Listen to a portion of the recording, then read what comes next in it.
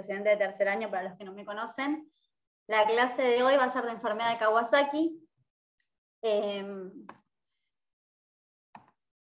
Bueno, no funciona esto. Ahí está. Los objetivos que me planteé para la clase son reconocer las formas de presentación del cuadro clínico, describir la secuencia clásica de aparición de cambios clínicos y de laboratorio para solicitar en el momento oportuno los estudios pertinentes, plantear diagnósticos diferenciales, evaluar el seguimiento adecuado según la afectación coronaria e identificar el tratamiento adecuado. Un segundito. ¿Qué es la enfermedad de Kawasaki? La enfermedad de Kawasaki es una vasculitis aguda, autolimitada, que afecta a vasos de pequeño y mediano calibre en niños menores de 5 años de edad. En cuanto a la etiopatogenia, la verdad tiene una etiología desconocida, pero una de las teorías que se plantea es la presencia de un agente infeccioso, ya sea viral o bacteriano, de tipo convencional o un superantígeno, que desencadena paredes vasculares. Esto va a producir una sobreproducción de citoquinas y la activación de células endoteliales. Todo esto va a, dentro de la pared arterial, va a debilitar el soporte estructural del vaso y esto va a ser lo que va a producir los aneurismas. En cuanto a la epidemiología, la enfermedad de Kawasaki afecta principalmente a niños pequeños entre 6 meses y 5 años de edad, con una mayor incidencia entre los 18 y 24 meses de vida. Es menos frecuente en menores de 3 meses de edad y mayores de 5 años, siendo en estos grupos mayor el riesgo de desarrollar aneurismas de arterias coronarias. Es más frecuente en varones que en mujeres, con una relación 1.5 a 1, y es más frecuente a finales de invierno y comienzo de la primavera. La enfermedad de Kawasaki es la causa más común de enfermedad cardíaca adquirida en niños en países desarrollados y la segunda causa de vasculitis en la infancia después de la púrpura de John Henoch. Dentro de los criterios para el diagnóstico, antiguamente se usaban los criterios mayores y los criterios menores, ahora no es más así, sino que se usan los criterios principales y los criterios menos frecuentes. Dentro de los criterios principales es fiebre durante más de 5 días de evolución, con al menos 4 de los siguientes signos clínicos que no son explicados por otro proceso patológico. Dentro de estos signos clínicos se incluyen la inyección conjuntival bilateral, que está presente en el 90% de los casos, los cambios en la membrana mucosas orofaringeas, que van a incluir labios inyectados, fisurados, la lengua frangosada o la faringe inyectada, cambios en las extremidades periféricas, como eritema y edema de miembros superiores y miembros inferiores, y descamación periungual. A nivel cutáneo, erupción polimorfa, principalmente a nivel del tronco, que no es vesicular, que aparece en el 90% de los casos, y la linfadenopatía cervical de un ganglio único, que es mayor a 1,5 centímetros.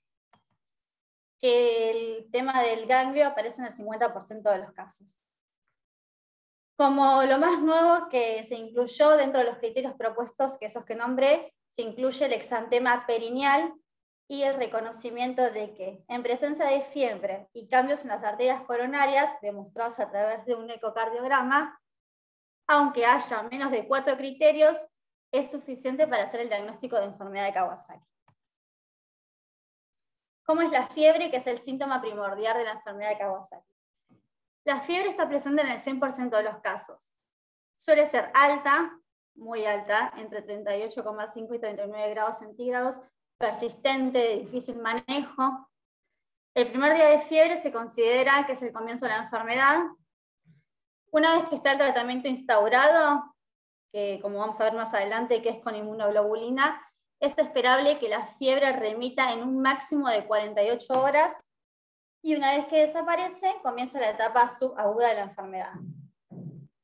Este es un gráfico donde se ven las manifestaciones clínicas principales, que, bueno, la fiebre, como dije, que es una fiebre alta, que es de difícil manejo, que no remite ni responde a los antibióticos, que tiene una duración sin tratamiento de 1 a 2 semanas. Después la conjuntivitis, es una conjuntivitis seca, sin exudado, indolora, que aparece en la fase aguda. Dentro del exantema, el exantema es un exantema polimorfo, confluente, no vesiculoso. Eso es muy importante porque permite hacer el diagnóstico diferencial con otras enfermedades exantemáticas. Lo más común es que sea un exantema maculopapular, que aparece en tronco, en abdomen y en las extremidades. Y como dije, hay afectación perineal, que muchas veces es descamativa, que también aparece en la fase aguda. Dentro de las alteraciones bucales, los labios suelen ser rojos, secos, agrietados, que puede aparecer sangrado, y lo que es más característico es la lengua frangüesada. Es una lengua roja e hiperpapilada. Dentro de las alteraciones en las extremidades, se ve que hay eritema en manos y pies, y edema indurado, que es indoloro y no deja goder. Y dentro de la fase subaguda de la enfermedad, que es a partir de los 11 días, se puede ver descamación subungual, que también es patognomónico de la enfermedad. Esos son los hallazgos clínicos frecuentes, los más importantes. Y dentro de los hallazgos clínicos menos frecuentes, que antes llamados criterios menores, se incluyen dentro de las articulaciones musculoesqueléticas, las artralgias o artritis de las grandes y de las pequeñas articulaciones. Las articulaciones más afectadas son las de las rodillas, tobillo y del codo y muñeca. Dentro del sistema nervioso central, la irritabilidad es un hallazgo clínico muy frecuente, principalmente en los menores de 1 año. Dentro de lo gastrointestinal aparece diarrea, vómitos, dolor abdominal, que es lo principal, pero también puede aparecer ictericia o hepatomegalia. Y dentro de otras alteraciones que son todavía menos frecuentes, es el eritema y la induración del sitio de vacuna de la BCG, que es casi patognomónico de la enfermedad, uveitis anterior, inflamación testicular, nódulos y derrame a nivel pleural. Todos estos criterios sirven para clasificar la enfermedad de Kawasaki en 3 tipos. La enfermedad de Kawasaki típica, incompleta o atípica. Dentro de la enfermedad de Kawasaki típica, como vimos, es la fiebre de más de 5 días de evolución, junto con 4 criterios clínicos, de los que vimos que son los principales, o bien fiebre con 3 criterios, pero que el paciente presente afectación cardíaca compatible. Y dentro de la enfermedad de Kawasaki incompleta es fiebre persistente más 2 o 3 criterios clínicos que apoyen el diagnóstico compatible. Y la enfermedad de Kawasaki atípica se considera cuando hay fiebre y síntomas inusuales, que es más por descarte.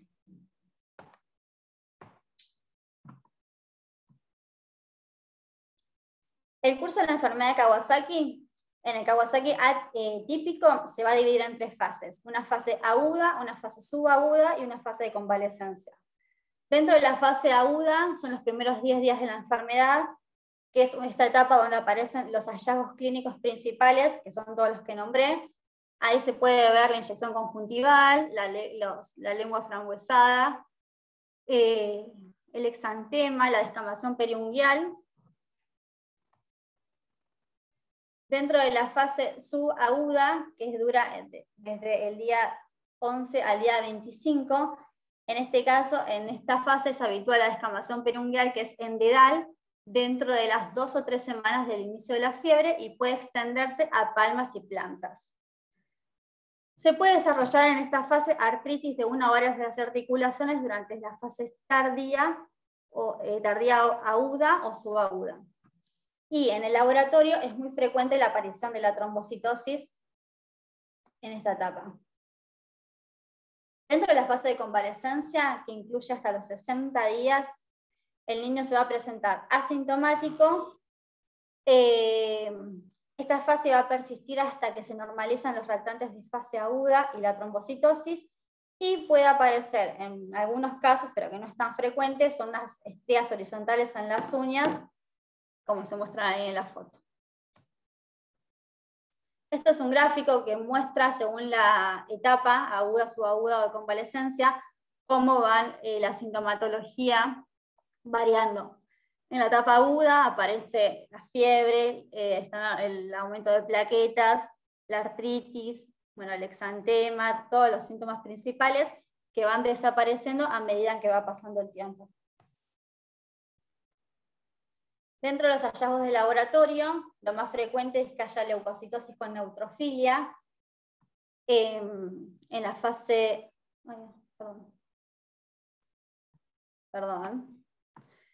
que se da en la fase aguda, y el 50% tiene un recuento de leucocitos mayor a 15.000.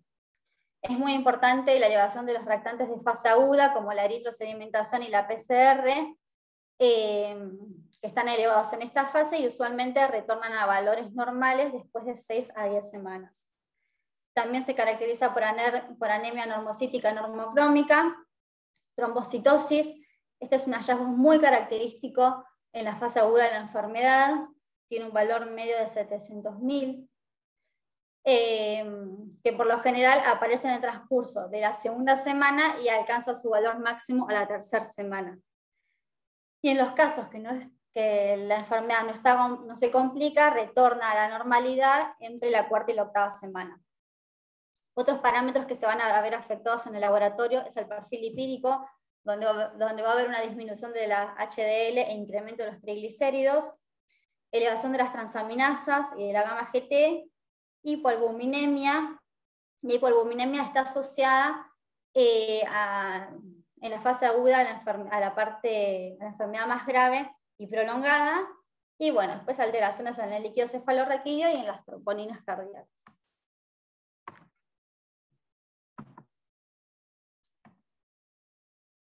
Bueno, este es un grafiquito que también muestra, según las etapas de la enfermedad, cómo varían los diferentes ¿cómo se dice? Cosas de laboratorio. La eritrosedimentación, la PCR, cómo aumentan las plaquetas en la semana, en la etapa subaguda. Bueno, la complicación más importante y característica de la enfermedad de Kawasaki va a ser el desarrollo de los aneurismas de las arterias coronarias en hasta un 25% de los casos de los pacientes no tratados, convirtiéndola, la enfermedad de Kawasaki, en la principal causa de enfermedad cardíaca adquirida en países desarrollados. Durante la primera semana, muchas veces no se encuentra ningún cambio en las arterias coronarias, sino que aparecen a partir de la semana, a partir del séptimo día, y al final de la segunda semana ya se puede ver, en el caso de que haya, alguna dilatación o aneurisma, principalmente de las arterias coronarias. ¿Cuáles van a ser los factores predictores de enfermedad coronaria? Sexo masculino, edades, como dijimos en un principio, los menores de 1 año y los mayores de 5 años tienen más riesgos de desarrollar aneurismas de la arteria coronaria, que sea la primera consulta después de los 7 días de inicio de los síntomas, que requieran corticoides, y la forma incompleta de enfermedad de Kawasaki, porque al ser incompleta muchas veces es más difícil el diagnóstico, se retrasa el tratamiento, por ende tiene más probabilidad de desarrollar aneurismas. Este es un estudio que se realizó acá en Argentina, en Mendoza, durante 15 años, desde 1998 hasta el 2013, donde es un estudio de diseño observacional, longitudinal y analítico, donde se incluyeron 245 niños con enfermedad de Kawasaki, y de los cuales 39 niños presentaron daño coronario, de los cuales 25 fueron varones y 14 mujeres, con una edad media de 2 años. Las conclusiones de este estudio fueron que la probabilidad de presentar daño coronario en pacientes con enfermedad de Kawasaki fue de un 15,9%, siendo los factores de riesgo para lesión de coronaria edad menores de 3 años, 6 o más días de fiebre, una eritrosedimentación mayor de 50, una PCR mayor de 100 y un hematocrito menor del 30%. Esto es un estudio bastante específico que se hizo acá en el país, pero en las guías internacionales las edades son diferentes, menos de 1 año y mayores de 5 años. El gol estándar para la evaluación de la presencia de aneurismas es el ecocardiograma.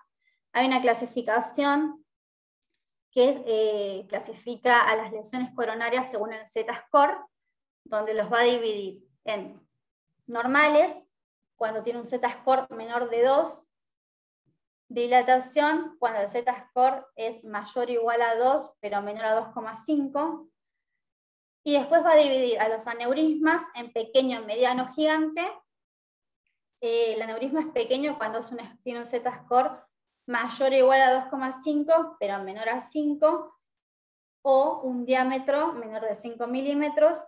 Es mediano cuando el diámetro es entre 5 y 8 milímetros, y bueno, y el Z-score es mayor o igual a 5 y menor de 10, y el aneurisma gigante tiene un Z-score mayor o igual a 10, con un diámetro mayor a 8 milímetros.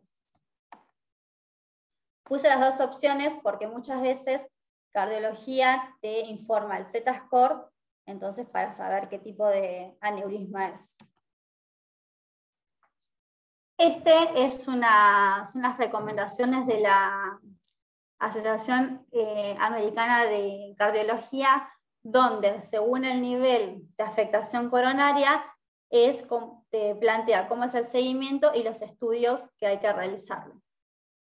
En el caso de que sea nivel 1, donde no hay afectación coronaria, no hay ninguna terapia farmacológica sugerida, no se recomienda ningún estudio y el seguimiento se hace con el pediatra. En el caso de nivel 2, donde hay ectasia coronaria transitoria, la terapia farmacológica tampoco no se hace ninguna terapia farmacológica, tampoco se recomienda ningún estudio y el seguimiento también es un seguimiento pediátrico. En el caso de nivel 3, donde hay aneurismas aislados pequeños o medianos, la terapia farmacológica, que igual voy a especificar más adelante, es con antiagregación plaquetaria o en aspirina. Los estudios que se van a realizar es ECOS-3 cada 2 años en mayores de 10 años. Y en el nivel 4, donde los aneurismas son de gran tamaño o aneurismas múltiples, también se antiagrega, se anticoagula, también se hace ECO-estrés, pero de forma anual en este caso. Y en el nivel 5, donde hay obstrucción de la arteria coronaria, confirmada por una angiotomografía, también se realiza ECO-estrés de forma anual y evaluación cardiológica cada 6 meses. Este es un gráfico un algoritmo donde se ve el diagnóstico de la enfermedad de Kawasaki incompleta. Cuando lo sospechamos, si sospechamos enfermedad de Kawasaki incompleta, que se va a sospechar cuando descartás otras patologías, hay que evaluar que el niño tenga fiebre de más de 5 días de evolución y 2 o 3 criterios, o lactantes con más de 7 días de fiebre sin otra explicación. Se va a sacar un laboratorio, si tiene una PCR menor a 3 miligramos decilitro y una eritrosedimentación menor de 40, se hace un control clínico, analítico seriado, y si la fiebre persiste, lo ideal es hacer un ecocardiograma, una evaluación cardiológica. En el caso de que en el laboratorio venga una PCR más elevada, mayor a 3 miligramos decilitro o una eritro mayor a 40, más 3 hallazgos de laboratorio como anemia, plaquetas mayor a 450.000, disminución de la albúmina, transaminasas elevadas, leucocitosis, o un ecocardiograma patológico, se debe realizar el tratamiento. Dentro de los diagnósticos diferenciales, lo principal son las enfermedades exantemáticas, ¿sí? Lo principal que hay que pensar es, por ejemplo, escarlatina.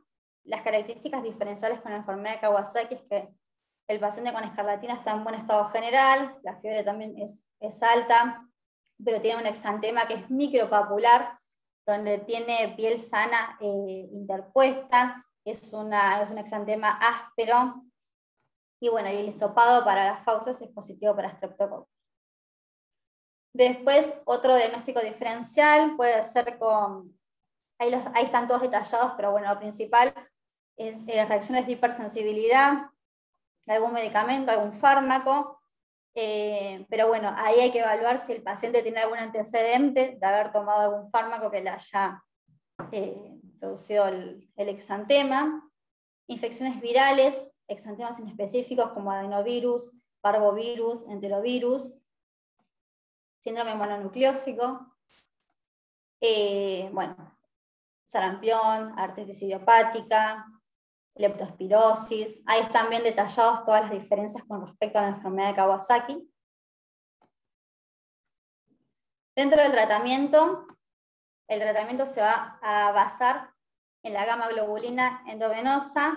La dosis de la gamma globulina es 2 gramos kilo a pasar en forma lenta en 10 a 12 horas entre los 5 y los 10 días del inicio de la enfermedad.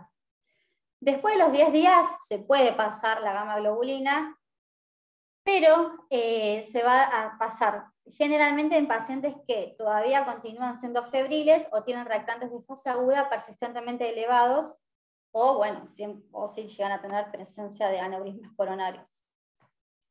La gamma globulina se combina con aspirina, con regímenes antiinflamatorios a dosis altas, entre 80 y 100 miligramos kilo día, cada 6 horas durante la fase aguda.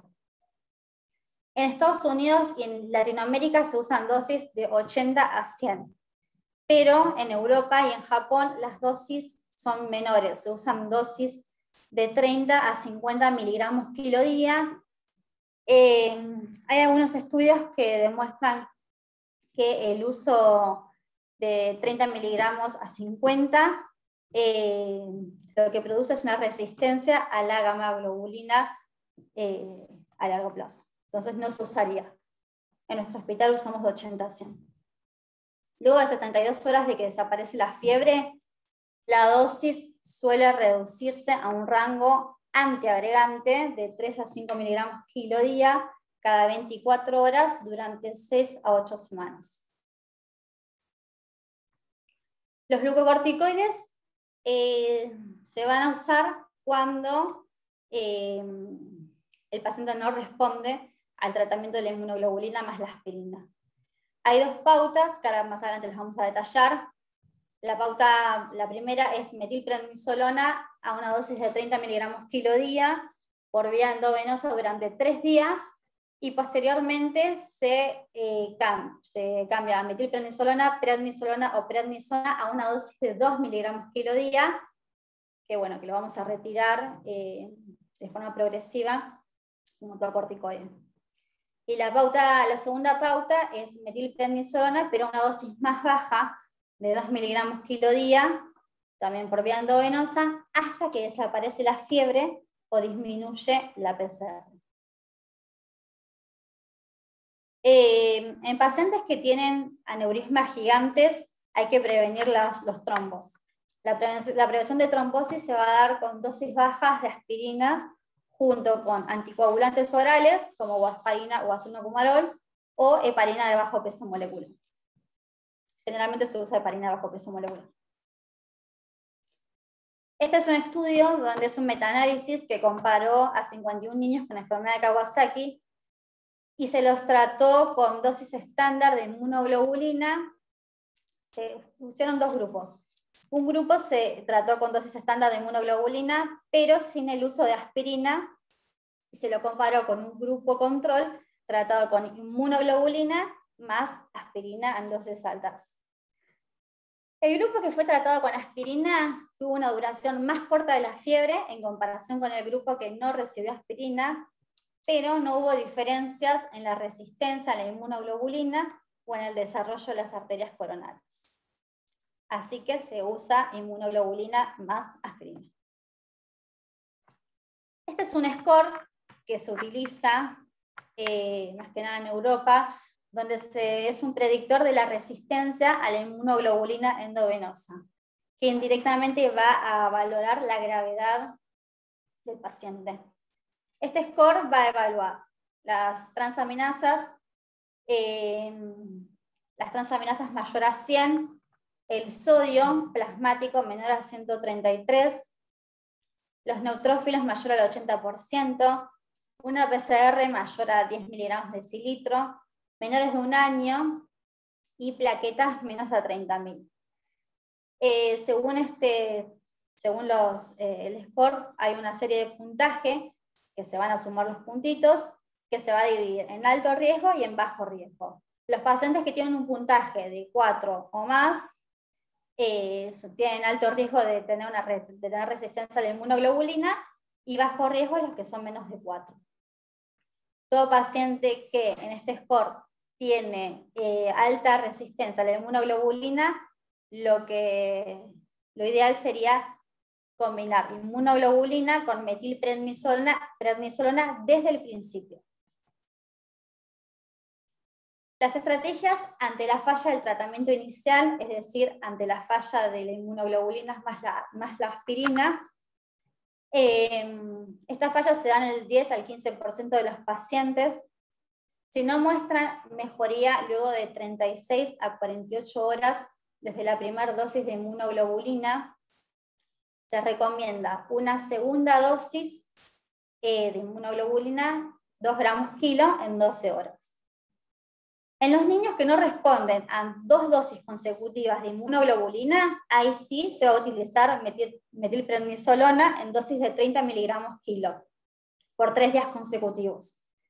Y en pacientes que son refractarios a las 2 dosis de inmunoglobulina y a los pulsos de metilprednisolona, o que tienen un compromiso cardíaco grave, la alternativa es utilizar agentes biológicos como infliximab, pero bueno, eso es más propio del especialista.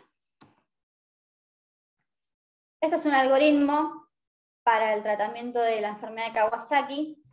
Cuando sospechamos la enfermedad de Kawasaki, realizo el tratamiento con inmunoglobulina, 2 gramos kilo, más la aspirina, que la dosis de 80 a 100 miligramos kilo día. Vemos si desaparece la fiebre. Si desaparece la fiebre, bajo la aspirina a dosis de 3 a 5 miligramos kilo día. Y hago una evaluación cardiológica a las 6 a 8 semanas. Si es normal y las plaquetas son normales, dejo de hacer el tratamiento con la aspirina. Si el ecocardiograma, si las plaquetas siguen siendo elevadas, tengo que continuar con la aspirina hasta que se normalicen esas plaquetas. En el caso de que a las 6 o 8 semanas realizo el ecocardiograma y veo que hay aneurismas, ¿qué hago? Si tiene aneurismas, uso aspirina más heparina de bajo peso molecular, y si no tiene aneurismas, continúo con la aspirina hasta cumplir el tratamiento. Acá, si no desaparece la fiebre, lo que tengo que hacer es repetir una segunda dosis de inmunoglobulina.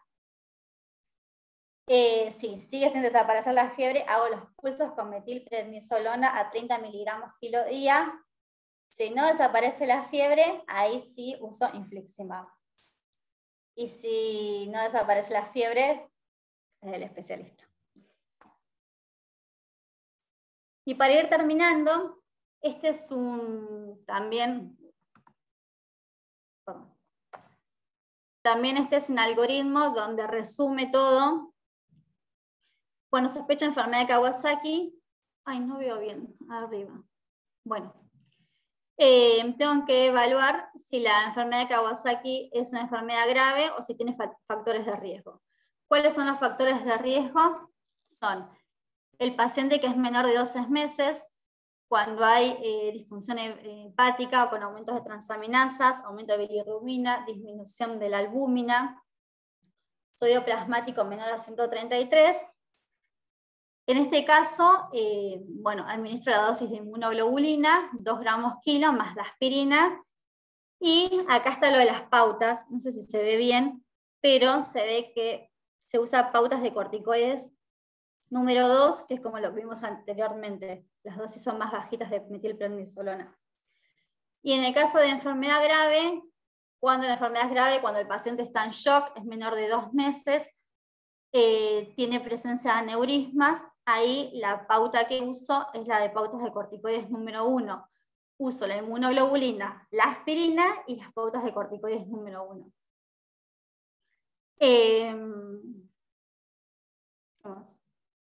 Bueno, ahí es más o menos todo lo que dije resumido. Y para terminar, bueno, ahí está la bibliografía.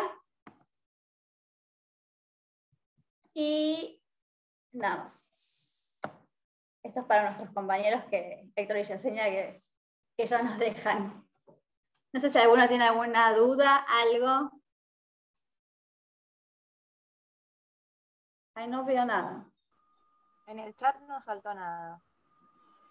La verdad, ninguna pregunta. Bueno. Nadia, quiero felicitarte por la clase. Estuvo muy, muy linda, muy completa. Se notó el trabajo que hubo detrás. Así que felicitaciones por eso, a vos, Jessy, también. Nada, puedo hacer algunos comentarios. A mí me pasó en el transcurso de la estadía en la residencia del hospital de ver 2 pacientes, uno que vino durante una guardia y a ver si puedo compartir pantalla, justo busqué en el celular, tengo las fotos, son bastante parecidas a las que mostraste, sí hay una con la vesijitis, no sé si se ve. Ay, no. A ver. Sí, ahí aparece. ¿Ahí se ve? Bien, espérate.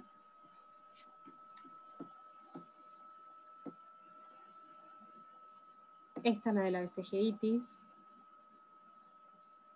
Ay, yo no veo nada. ¿Dónde lo ven?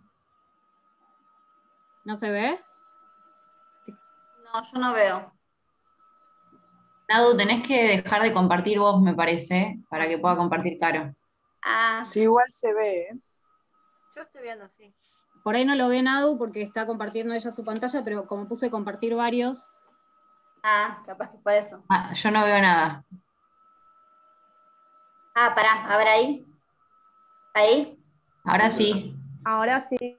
Ahí se ve. Bueno, esta es la descamación periungueal.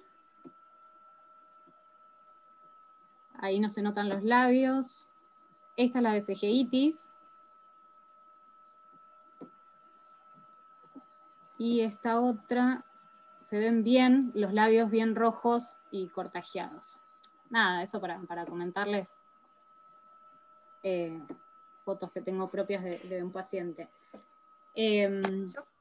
Otro paciente era uno que ya estaba en la sala de infecto y que el diagnóstico lo hicieron, bueno, al 5.º día de fiebre empezaron a ver que justamente eso, que empezaba a cumplir criterios, ya con 5 días de fiebre, y revisando la historia clínica fuimos al examen físico y estaba descripto el ganglio cervical y la descamación periungueal.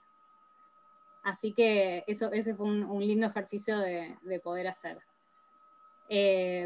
Nada, 2 comentarios más. Dijiste, lo dejaste deslizar por ahí, que en la población japonesa hiciste algún comentario, ellos tienen mucha mayor incidencia, no se sabe en realidad por qué, pero son como los pioneros en todo lo que tiene que ver con tratamiento de esta enfermedad.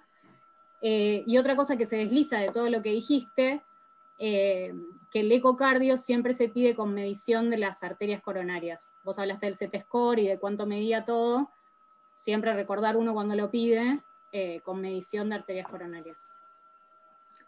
Nada, Jessy, ¿vos querés hacer algún comentario?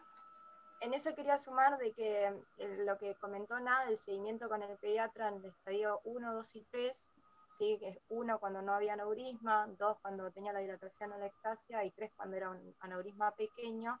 Además de la evaluación clínica de buscar factores de riesgo cardiovasculares, tenemos que pedirle cada 5 años un electrocardiograma y un ecocardiograma con la búsqueda de la dilatación, que está escrito, está en el medio de la diapositiva lo van a ver, Cuando es en el estadio 1 sin dilatación, cada 5 años tenés que pedir el electro y el eco.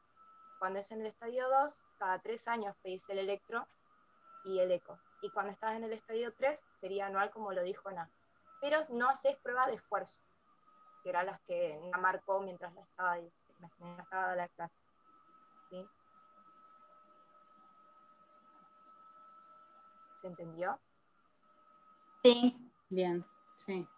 Sí, bueno, y por supuesto en el seguimiento a largo plazo, cualquiera de estos pacientes que tenga este antecedente de esta enfermedad, si quiere hacer algún tipo de deporte a nivel competitivo, por supuesto tiene que estar vuelto a evaluar por un cardiólogo infantil para que lo habilite, ¿verdad?